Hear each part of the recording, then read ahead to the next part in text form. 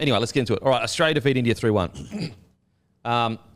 The Boxing Day test, it saw 373,691 people enter the gates. Breaks records from 1937, where Bradman scored 270, which was also a 6-day test. So that's insane. Australia win the series 3-1. They've booked a spot in the World Test Championship. Australia also now hold all bilateral trophies, including the Test Championship, including the World Cup. Bumrah was named Player of the Series. Most runs, Travis Head with 448. Most wickets, Bumrah with 32. Incredible. He might have broken Johnson. Is it Johnson's record of 37? I don't know. If he had have played that last game. Was it Johnson? Yeah, Mitch Johnson got 37 in the Ashes 2013. I reckon he might have broken if he played the last game. Anyway, I reckon Australia won this at the selection table. I reckon that's not the only reason, but think about how crucial both debutants were in the game when we needed them to be. Yeah, and just on the series as a whole, like you mentioned how special it was, Kempy. Going into it, the world, obviously India had held the Border Gavaskar Trophy for, I think, 10 years or so. There was the spot for the World Test Championships final on the line as well, which again, even if we drew this, it'd go on to the Sri Lankan series that we have coming up back end of January. There's so much on the line, and that's when you take out all the spite between the two teams. And I look at the series as a whole, and I sit there and I go, it felt like Australia, for the best part of it, were pretty dominant. Like we had a 6-wicket win, a 184-run win, the draw at the Gabba in Brisbane, which was pretty dominant on our behalf, but rain obviously caught us there. 10-wicket win, and then India back in Perth, which feels like months ago, 295 dominant run win there. But lost. Like India won that one, yeah. But reflecting on it, and the fact that it went down to the last day of the series and somehow India ground their way and managed to stay in the series, that they're a genuine chance of retaining the trophy and drawing the series. You go, all right, we might have been dominant on paper, but it was still that close. It came down to the fact that, a question we'll never know, Jasprit Bumrah, if he bowls at second innings, do they win? Do we win? I still back us. It wasn't a major target on the board, but on a deck doing a bit, what Bumrah did in the series, we'll never know. But the reality is we won it. What a phenomenal series. Yeah, with the Bumrah question, like I get it. Like if he's in there, their reliance on him is crazy. But at the end of the day, the injury he got, which is a strain on the side, usually those injuries come from fatigue. A part of being a professional athlete is durability. And Paddy Cummins actually bowled for the same amount of overs, or there was one overs different. And eventually he bowled 167 overs. At the time when Bumrah got injured, he bowled 152 overs, I think, and Paddy Cummins had bowled 151. And so, like, I get the argument of, if we had Bumrah, he would have won. But it's like, yeah, but you didn't. He got injured. It's a test series. They're test matches. Their lack of depth in the bowling, plus our batting and them over on our wickets, we made him bowl into the ground. And it's as simple as that. He missed the last innings because he couldn't bowl anymore because of what Australia did to him and because of India's lack of depth. It's not if Bumrah was there. He wasn't there. He wasn't there because he wasn't fit. It's done. It's as simple as that. And then you compare things and you go, all right, you look at our pace action. Matty emphasised, the depth and the importance. All right, well, we had Josh Hazlewood, the number 2 ranked test bowler in the world behind Jasprit Bumrah. He was injured. He missed tests. We had Scott Boland come in. He won man of the match in the next game. India were relying almost solely on Jasprit Bumrah throughout this series. Had a little bit of support from Siraj and a couple of others, but at the end of the day, the question marks were there the whole time. Where is the support for Jasprit Bumrah? And in the final test, in the final innings, it became telling that no, they do rely on him too much and they don't have the depth to cover him. And I go back to a part of being a professional athlete is durability. Like, it wasn't a freak accident where, I don't know, he's walking out and someone took his legs out and he did his ankle or whatever. Like, it was a strained side that they reckon. And that comes from, unfortunately, just, like, I'm not saying he's not durable. It's like, seriously, Bumrah's performance, that's a crazy shit I've ever seen. Like, I didn't watch the Johnson test 10 years ago or whatever it was, so I didn't see that. Every time he bowled, I was nervous. Literally every bowl. Like, there wasn't a single bowl where I was sitting there going, oh yeah, fuck, just another bowl. It was incredible. But yeah, as I said, one thing of being a professional is durability. And I go back to Paddy Cummins, and we can go back, go back to all the way to the start where Paddy Cummins decided to rest before coming into that first test. But I've got to give Paddy Cummins credit. It was right, because he was peaking at the right time. And when we needed him to be so fit that he could bowl 167 overs, which is the most of any bowler in the all tests, he did it and he killed it. So durability is part of being a professional athlete. And anyway, mate, you mentioned Kempy there about like one at the selection table and the bold play to put in Bo Webster. huge. Over Mitch Marsh, who's the reigning Allan Border medal winner.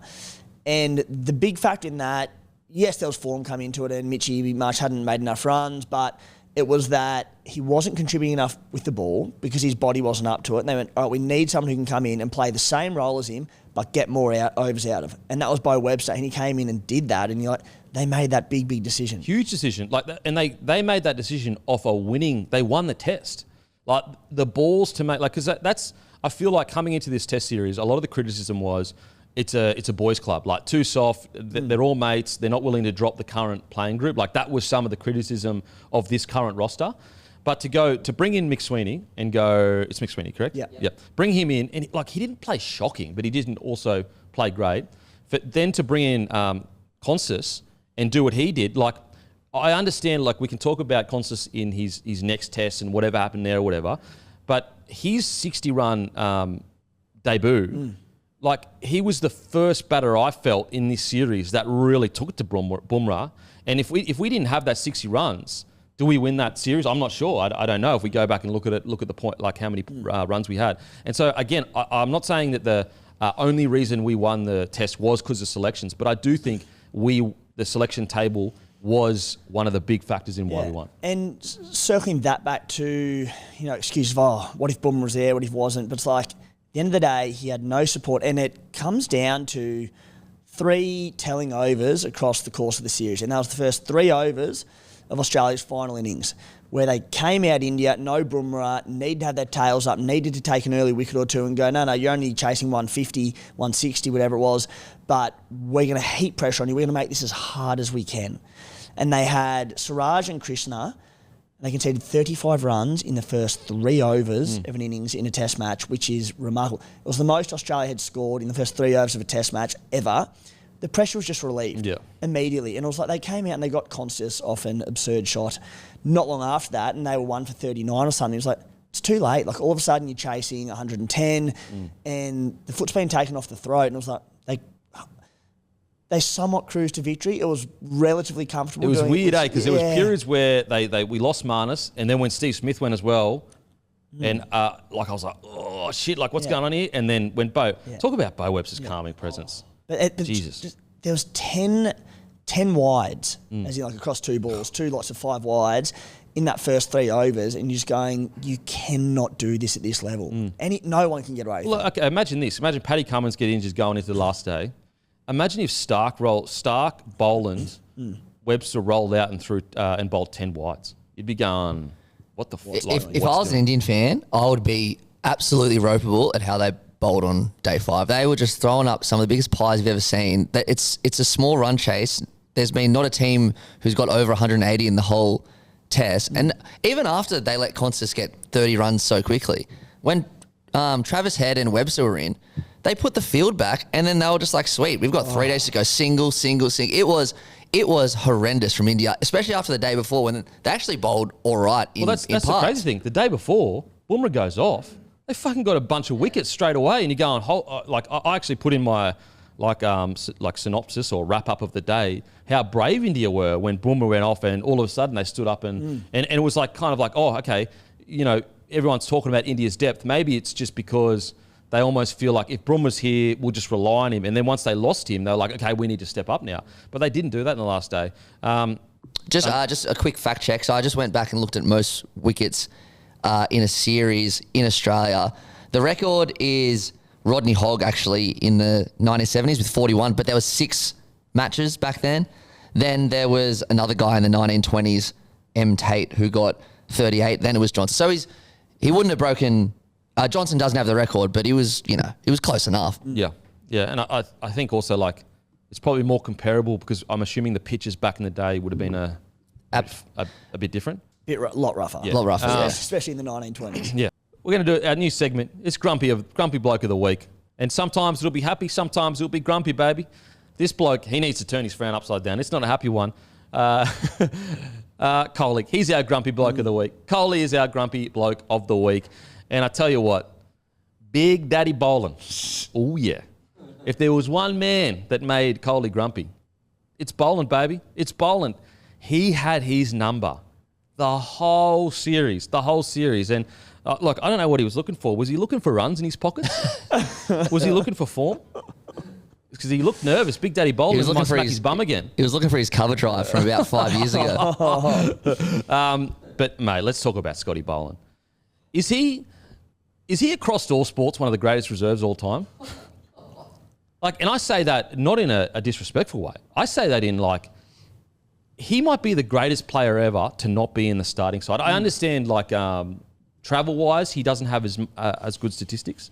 But, like, at home, he's one of the greatest reserves I've ever seen in my life. One of the best examples of this is Stuart McGill, who pretty much in any other era would have been a mainstay Australian spinner. He still took 200 wickets, but because he was behind Shane Warne, he could never get a game except for the odd game here and there. And it's just like that. Boland's one of the best bowlers in the world, and he's not even in our starting team. It is unbelievable. Like and also when he couldn't be more polar opposite from Constance in regards to, you could go up to Boland and be like, Scotty Boland, you've cured cancer. And he would be like, oh, yeah, look, I know I did it, but it wasn't about me. Like, the boys, they were there, they were handing me the tools, and like, they actually, it's whatever. Scotty Boland, you've saved, there's peace on the earth. It was all you. No. Like, yeah, I guess so, whatever. Like, he couldn't be more humbled if he tried. He is, I am such a fan of Scotty Boland. Build a man a statue. The great Howie said, mate, what a series from Boland. What a series. Yeah, now figures of 4 for 32 against Virat Kohli, person in their head-to-head battle. A 13 average for the series, Scotty Boland. And it's so hard because he's stuck behind 3 quick bowlers. Then if we add in Nathan Lyon as the fourth part of that attack, 4 blokes who are going to go down as Australian greats. And it's like, there's not really anything you could do to crack it. And another person that comes to mind when you mentioned Stuart McGill, but Darren Lehman, who averaged 57 at first class level across the Sheffield Shield. But he came up in that era of, Pontings, Wars, all these absolute, again, legends of the game, the hardest team to crack of all time. Lehman, Buff, another one that comes to mind. But Scotty Boland, what a reserve to have. Mate. And even if you tried to argue stats around, like when Hazlewood comes back, do they just stick with Boland or what do they do? Like Hazlewood, the person who he came in for, said second best test bowler in the world on the ICC rankings. And he made team of the year last year, didn't he? Yeah. As you said, we own every bilateral trophy from series that we're in. We're the World Test Champions. It's like, unfortunately, he's just in a bad era. Mate, Scotty Boland, and I just love his ability to bowl. Like, he's like a robot. Like, everything is the same with a bit of a different variation, So, like, I love the pressure that it seems that he pushes. Like, again, I know I'm new to cricket, but it feels like when you watch people bat against him, they're always like, every bowl, it feels like it's going to be an 8.5 out of 10. So if I'm not batting at an 8.5 out of 10 every single bowl, I'm getting to get out or something's going to happen. Whereas I feel like some of the other bowlers, you'll get like a lot of 9 out of 10s, but then you might get a 7 out of 10. I feel like Scotty Boland is like the perfect, never less than an 8 out of 10 bowler. Is that a fair assessment? I don't know. And that's the thing, Kempy. You look at our best bowlers all time, Glenn McGrath, and look at Pat Cummins, where they will just hit the same spot every single ball with, as you said, there's little variations, which Glenn McGrath was the master of. And cricket is all about just releasing pressure as a batsman. If you can get one away, it just takes a bit of pressure off. But if you have dot ball after dot ball after dot ball, it's like pressure builds up. You go, I've got to score. I've got to get, we've got to get runs flowing. And that Boland comes into this team and he does the same thing that Josh Hazlewood does, and that is hit the spot every single time. So good. So brought to you by Grumpy Coffee, guys. Use code Boland because he made the great Coley very, very grumpy for 10% off. For 10% off your order. Beautiful coffee. I'm drinking it right now. Absolutely beautiful. Grumpy coffee. We've got multiple blends, guys. We've got every day. We've got very grumpy blend. We've got pods. We've got ground. We've got it all at grumpycoffee.com.au. Use code Boland for 10% off your order because he made Coley incredibly grumpy. And hopefully, Coley can find some of those runs. Hopefully he can find some runs. Don't hold your breath, mate. Yeah, because Big Daddy Boland, he's ready to spank him. Smack that little bum again. I think now's a good time as ever. 2-prong question here. Just say everyone's fit for the World Test Championship because it's a one-off. And casting my back to last year, we're in the same situation where everyone's like, Boland's got to be in the team. Hazlewood, he's done, blah, blah. Boland didn't really set the world alight in England. Hazlewood came in and killed it. It's a one-off in England. Everyone's fit. Do you pick Hazlewood or Boland? Well, the way I look at it from a fully casual perspective is I almost feel like, look, if we're playing in Australia, I'm picking Boland. Overseas, I'm picking Hazlewood. Again, that might be a very reductive take, but I'm just looking at Boland at MCG and the SCG, like just his stats are unbelievable. But Hazlewood internationally, I'm assuming his stats are better. I'm not sure. What do you reckon, Timmy? Mate, I am going with Josh Hazlewood every day of the week. Even if it was in Australia? Yep. Okay. I mean, let's look at Hazlewood's stats from this series before he got injured. He averaged 13.16. So Boland came in and he averaged 13.19. It's unbelievable. That is runs per wicket. Remarkable. Hazlewood did it better. It's like if you're going to drop anyone, and I wouldn't, it'd nearly be Mitchell Starc to get Boland in there. Okay, fair enough. There's not like I said, Hazlewood, number 2 in the world, incredible. We own everything. We're the current World Test Championship holders. Like, unfortunately for Scotty Boland, you don't drop Josh Hazlewood from your team. It's almost like the Cam Smith at 9 situation to a degree. Like, I know Hazlewood's not number 1 in the world, but like, okay, that's fair. I didn't know that he has even better stats, even at home as well. So he probably would go. The key difference, though, is that, and this is why it was going to be a two-pronged question. The Ashes next year, 5 tests in Australia.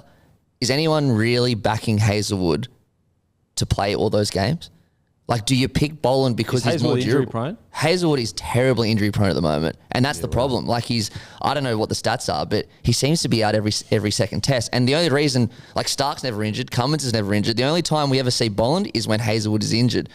So I don't know. Like, I'm with you for the World Test Championship, Hazlewood for sure, but I'm not 100% sold on the Ashes. I don't trust Hazlewood to get through the series. But like, obviously, Boland's here is that you're scared that come Ashes time, he gets injured mid-game or something and we need another bowler or something. Exactly, yep. Yeah, well, that's where hopefully all things going to plan. Either Bo Webster's thriving, he's bowling big overs. Not that it's going to be the same level as whoever, but you take injuries into consideration, but they do happen. But Bo Webster, if Cam Green's back, he can bowl a pretty decent allotment of overs. I think we can cover it. Hazlewood every day. Hazlewood every day. I mean, I didn't know. I would just assume that Boland had better stats at home. But I mean, how injury prone are we talking here though? Like, I'll get some stats. Because that's probably, in saying that, I don't know if you can go into a test going, oh, he might get injured, therefore I'm not going to play him. I think his body's fit and he's good to go. He's good to go. It's like it's almost like you're gambling to a degree. Then I disagree because it didn't cost us, but it could have cost us in the last test when. In the third test, it was going to be, do we keep Boland, do we keep Hazlewood? I know it was a different injury, but Hazlewood got injured mid-test. Yeah, the thing is, though, we've got, like, from an Indian perspective, where they go, all right, Bumrah went down and they didn't have anyone else that could really rattle us too much. With Australia, if Hazlewood goes down, Cummins, Stark, Nathan Lyon can all bowl big overs. Webster over even now to a degree? Webster. Cam Green will probably be back by then? Who knows? Depends what happens, but they might end up going, depending what our top order does and runs-wise, they might have a Webster and a Cam Green if they're both in form and getting runs.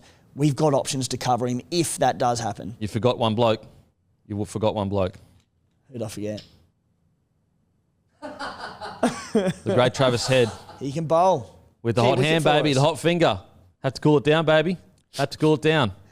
So good, so good. Got the wicket. I think it was Rishabh Pant, and they go after the game. What's your plan? What was your plan at tea for Rishabh Pant? And they go, bring me on. Listen, I don't know when you're rehearsing if there was any rehearsal, and you're beside your mate doing this. I can't believe someone didn't say to him, "Hey, bro." The first thing I don't think of that being in a cup of ice. Let's just put it that way. If I'm doing this to my mate, I'm not thinking cup of ice. But, hey, look, it works, baby. It works. Don't challenge the great man. It's so good because then he put up a thing on his Instagram with his to clarify finger. Just to clarify, baby, I got the hot finger. So in regards to, some other big talking points. We've spoken about the shoulder charge. We've spoken about, what else was out there? Oh, the pitch. Now, Gavaskar, I'm pretty sure. No, sorry. Was it Gavaskar that came out? Yeah. So Gavaskar came out and basically said, if you've got the quote here, right at the bottom. Sorry, 2 seconds. Okay. Gavaskar said, basically, this is not the ideal test match pitch that you want because you want it to go into a 4th or 5th day. Unless there is rain, I don't see us being here on day 4. When asked what would happen if it happened in India, he said all hell would have broken loose. There would have been all kinds of innuendos, all sorts of comments about, is this a good pitch? Over the years, have you ever heard a former Indian cricketer complain about conditions? They accept that's what playing overseas is all about. But 15 wickets in a day in India, man, there would be hell. Thoughts? I mean, you never like to see a test finish in 2.5 days. It's not enough. But I mean, the test before was 5 days. Yeah. But that was different deck. He's saying specifically the Sydney Cricket Ground wicket. But wouldn't there be decks in India that many wickets got taken before? I mean, I don't have the results in front of me, but yeah, there'd be... Wasn't the deck against New Zealand? Yeah, that was crazy. There was like 13 or 14 wickets. I tend to not agree with Sonny Gavaskar in most situations, but this time I actually do. I'm definitely in the minority here. I like the bowling wickets. I don't care that the test doesn't go for 3 days. I find it so exciting when there's low scoring tests. I know many people don't agree with me, and that's completely fine. But he is right. If that happened in India, people will be blowing up saying, "Oh, India, blah, blah, doing this, doing that." So he actually does have a point. But I had no issue with the deck. But the thing is, I'm a bit on the fence because if he's insinuating doctored wickets, which as he alluded to happens all across the world, I'm like, we have a significantly better bowling attack across the board. So if we're going to doctor them, let's make them a bit dodgier for our bowlers just to go absolutely ham on. If we were going to doctor the pitch, wouldn't we doctor it for a draw and get the trophy back? Exactly. We would give it. We'd make it a highway and take the trophy. Don't we have an external team that does the pitches as well that has nothing to do with? Probably on paper we do. Every ground has their QAs and that. But yeah, if you're worried about doctoring it and they said we only needed a draw to win the series, make it flat as a tack and let's go 5 days. Well, there's always going to be a result on that.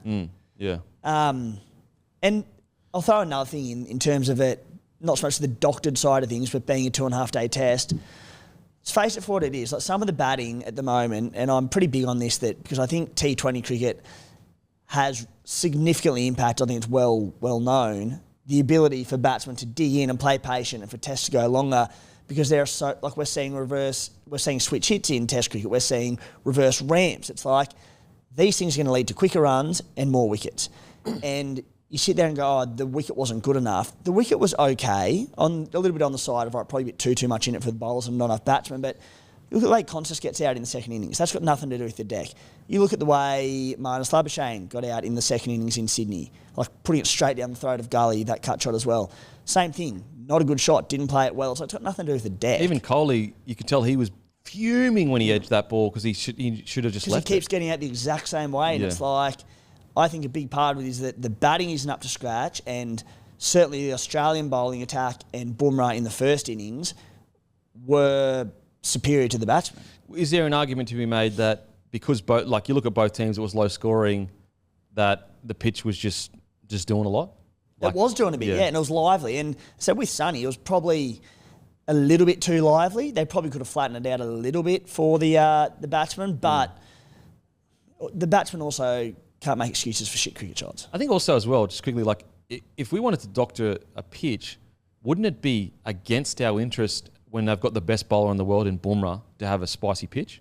That is a great point. Yeah, I guess our attack is better than theirs, but that is a good point. They've got the best bowler in the world. That's correct. You could argue anything. Like I would argue probably we've got 4 of the best bowlers in the world, whereas they have Bumrah. So like, all right, they get 1, but our whole attack on a spicy pitch are going to do more damage. But mate, you could frame it whichever way you want the argument. You're right. At the end of the day, if we're going to doctor it, it'd be flat. We should have made it flat. Like, yeah, if the wicket's not, if you don't like a spicy wicket, then that's fine. But we didn't doctor it to our favour. If we wanted to do that, we would have made it an absolute road. You should be going, if they say spicy wicket before the test start, they go, cool, we're going to get a result. It won't be a draw. We're in this. Just with Sydney, you never know what you're going to get with Sydney. Like Perth, Adelaide, Brisbane, it's always been the same. Melbourne used to be horrendous. It used to be such a road. Now Melbourne's probably the best deck in Australia, as we saw in the Boxing Day test. That was fantastic. Sydney, you never know what you're going to get. It used to be one of the better spinning decks in Australian cricket. It hasn't been for, what would you say, 5, 6, 7 years now. Like, you look at it now, Nathan Lyon didn't bowl in the second innings. He took 1 wicket in 6 overs in the first innings. It changes a lot. Sorry, just while we've got a break. In the last 32 games, so since Boland debuted, Cummins has played 32 tests, Stark's played 31, Hazlewood 16. So it's 2-1. So he's very injury prone. How much tests has Boland played when he's been available? Has he had any injuries at all? Boland's never been injured, but he's never had. Okay. Yeah. Now this is going to be this is way too early in my cricketing career to say this, and maybe it's a super obvious thing to say, but just watching Jasprit as a batter and just the way he carries himself and his footwork and he's just, I don't know. I reckon he's going to be the best batter in the world in the next few years. He is special in my opinion. He's not far off it already. Oh really? Okay, well, but I think it's his second year in Test cricket or something. Mate, he's just the way he moves from an athletic position, like a perspective, and his balance and his composure. He is special. Has the second most runs in the calendar year, 1,478 at 54.7. So I've said the dumbest thing. I've said the most obvious fucking thing in the world. Not really. He's young. Like, he's young. He's a rookie. It's like the runs on the board, but it's been on it in a short period of time. He scored his 12th Test 50 in the calendar year, which is the second of all time for India. And this isn't taking the piss out of you. This is just emphasising how good this kid is. You go to the MCG Test. There was the run out, which, for the record, was Kohli's fault. And then let's talk about that run out. Because, I'm of the mind, first of all, the shot he made, it was in his eye vision. So this is from a casual perspective. It was in his vision shot. So, as in the batter, the strike. He could see where the ball was going. But surely he makes the call most times.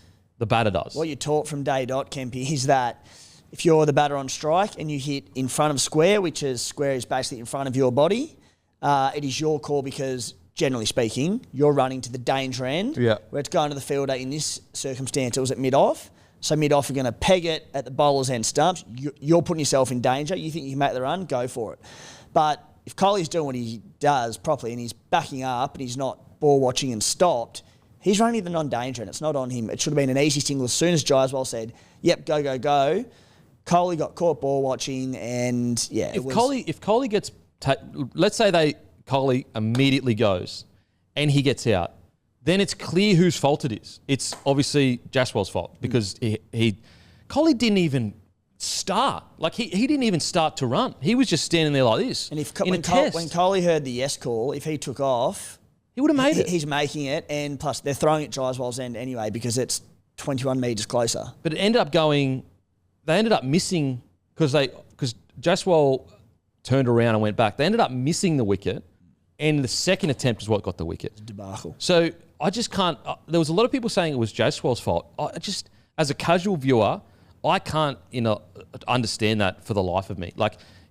If Jasprit calls the run and Kohli doesn't make it, then it's very clearly Jasprit's fault. The only knock on Jasprit, and maybe this is what people were defending Kohli for, was that you're in a Test match. It's a tight single. You don't need to put yourself under this much pressure, mate. We didn't need that single that bad. It's just relax. But from a standalone incident of taking a single, it was on Kohli. See, I get that in regards to it's a Test match. You got plenty of time, but runs were hard to come by in that Test match. So maybe it was a little bit too desperate, but they would have made it. They would have made it. It was his call, and Kohli was rattled. Kohli was actually batting pretty well before that.